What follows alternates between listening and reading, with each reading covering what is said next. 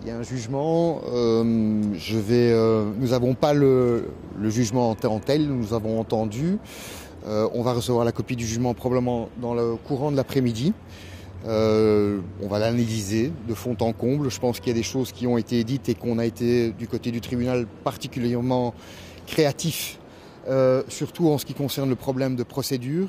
C'est dire donc quand à un moment on n'accepte plus ce qui se trouve dans les travaux préparatoires d'une loi et qu'on estime qu'une saisine d'un juge d'instruction n'est plus une saisine mais une mesure d'ordre interne.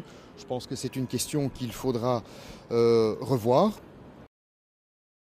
Je verrai également avec Salah Abdeslam quel est son souhait suite à ce jugement et cette peine qu'il a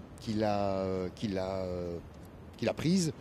Et donc on verra si oui ou non il souhaite aller en appel. Je pense que si, oui, tout à fait. Donc s'il est condamné par la Cour d'assises de Paris, probablement dans le courant de l'année prochaine, ces peines seront cumulatives.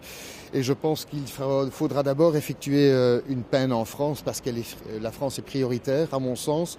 Et il faudra par la suite voir si la peine n'est pas prescrite ici, puisque s'il y a une peine à perpétuité, par exemple en France, il se pourrait que éventuellement la peine qu'il a encourue ici pourrait être éventuellement prescrite. Je n'en sais strictement rien. Ça demande une étude, mais en tout cas, la France est prioritaire. Dans le roman aujourd'hui et avec beaucoup de détails prouvés par le tribunal.